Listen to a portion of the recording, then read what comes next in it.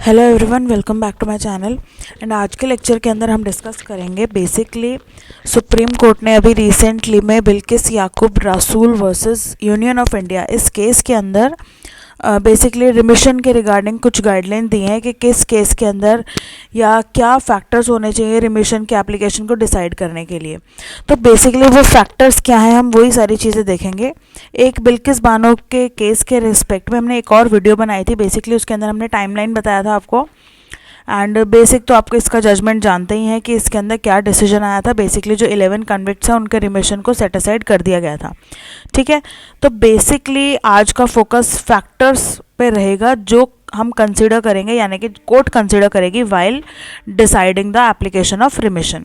But उससे पहले अगर आपने मुझे इंस्टाग्राम पे फॉलो नहीं किया है और मेरा टेलीग्राम का चैनल आपने अगर ज्वाइन नहीं किया है तो फटाफट से कर लो।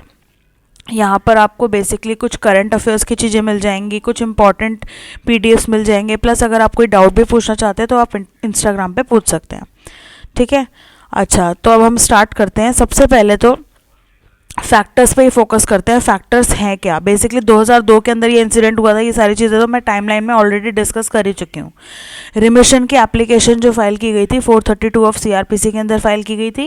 एंड बेसिकली यहाँ पर क्या क्या चीज़ें हैं जो यहाँ पर हमें कंसिडर करनी है while deciding the remission application. तो नंबर 1 जो एप्लीकेशन है रिमिशन की 432 ऑफ सीआरपीसी, वो सिर्फ आप एक एप्रोप्रिएट गवर्नमेंट के सामने ही अप्लाई करोगे। तो यहाँ पर जो पूरा ट्रायल था वो कहाँ हुआ था? गुजरात में नहीं हुआ था। तो that means Gujarat government is not the appropriate government. ठीक है, तो एप्रोप्रिएट गवर्नमेंट कहाँ? जहाँ पर ट्रायल हुआ था, महाराष्ट्र की कोर्ट में हुआ था ना।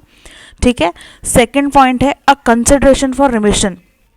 यहाँ पर अगर कोई भी रिमिशन की एप्लीकेशन को कंसिडर किया जा रहा है बाय कोर्ट, तो section number 433 capital A of CrPC, that is कि भाई आपने लाइफ सेंटेंस कम से कम 14 साल का कंप्लीट कर लिया हो जेल के अंदर, तो ही आपको रिमिशन दिया जाएगा। तो ये एक एसेंशियल कंडीशन हो गई या कंडीशन प्रेसिडेंट हो गया, ये कंप्लीट होना चाहिए। नेक्स्ट कंडीशन है जो गाइडलाइन दे रखी है सेक्शन नंबर 432 क्लॉज 2 के अंदर CrPC with respect to opinion, कि भाई आपको प्रिसाइडिंग जज ऑफ द कोर्ट जहां पर उनका कन्विक्शन हुआ था उन एप्लीकेंट का, उनकी ओपिनियन लेना ज़रूरी है, मैंडेटरी है। तो एक ये भी ज़रूरी है जो बिल्किस बानो के केस में नहीं लिया गया था। इसके बाद द पॉलिसी ऑफ रिमिशन, भाई कौन सी स्टेट की पॉलिसी आप फॉलो करोगे? उस स्टेट की पॉलिसी जो एप्रोप्रिएट गवर्नमेंट है। तो इसमें तो कोई डाउट ही नहीं है। तो एप्रोप्रिएट गवर्नमेंट कौन सी थी? यहाँ पर केस में वही चीज़ प्रॉब्लमेटिक थी। इसके बाद आता है कि अगर हम रिमिशन के एप्लीकेशन को डिसाइड कर रहे हैं तो यहाँ पर डिस्क्रिशनरी पावर अगर कहीं भी किसी प्रोविज़न में दी गई है तो उसका अब्यूज़ नहीं होना चाहिए। तो ये हमें माइंड में रखना है। बेसिकली लक्ष्मण नास्कर के केस के अंदर कुछ गाइडलाइन भी दी थी डिस्क्रिशनरी पावर के रिस्पेक्ट में, तो वो सारी चीज़ें हमें ध्यान में रखनी है।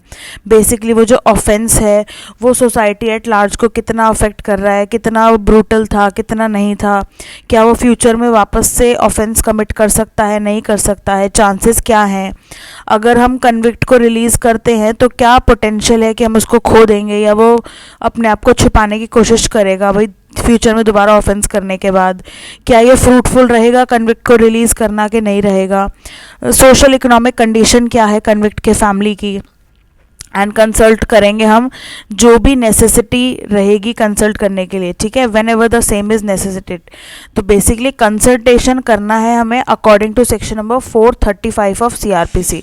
विदाउट कंसल्टेशन अगर किसी से ज़रूरी है हमें कंसल्ट करना तो हम कंसल्ट करेंगे रिमिशन के एप्लीकेशन को डिसाइड करने के लिए और डिस्क्रिशनरी पावर को डिसाइड करने के लिए। एंड जेल एडवाइजरी कमेटी, उनको भी कंसिडर करेंगे कि भाई उनका क्या ओपिनियन है रिमिशन के एप्लीकेशन के रिस्पेक्ट में। जो जेल एडवाइजरी कमेटी है उनको आप कंसिडर करोगे, बेसिकली रिमिशन की एप्लीकेशन उनकी ओपिनियन लोगे। एंड साथ ही साथ जो जेल एडवाइजरी कमेटी है उनके मेंबर में डिस्ट्रिक्ट जज एज अ मेंबर नहीं होने चाहिए। बेसिकली उनकी ओपिनियन आप सेपरेटली ले रहे हो सेक्शन नंबर 432 क्लॉज 2 के अंदर। ठीक है, इसके बाद रीजंस क्या हैं जिसमें आप रिमिशन को ग्रांट कर रहे हो, तो वो क्लियरली आप वहाँ पे स्पेसिफाई करोगे और एक स्पीकिंग ऑर्डर पास करोगे। एंड जो भी एप्लीकेशन रिमिशन के टाइम पे आप बेसिकली एप्लीकेशन को ग्रांट कर रहे हो अंडर, वो कॉन्स्टिट्यूशनली होना चाहिए, बेसिकली लीगली वैलिड होना चाहिए। अब वो लीगली है कि नहीं है, इसमें आप कई सारे टेस्ट रन करके चेक कर सकते हो कि क्या जो ये रिमिशन की एप्लीकेशन को आपने ग्रांट करा था, क्या ये कॉन्स्टिट्यूशनली वैलिड है, क्या ये लीगली वैलिड है। तो या तो आप जुडिशियल रिव्यू कर लोगे, आप अपने माइंड में चेक करोगे कि क्या ये मैलाफाइड है, क्या बोनाफाइड है।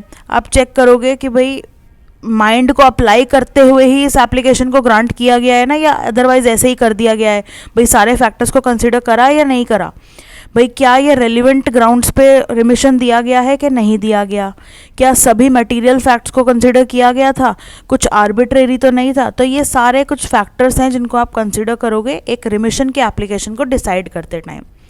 सो होपफुली आपको ये सारे पॉइंट समझ में आ गए होंगे जो इस केस के अंदर बेसिकली कोर्ट ने हाईलाइट करे थे।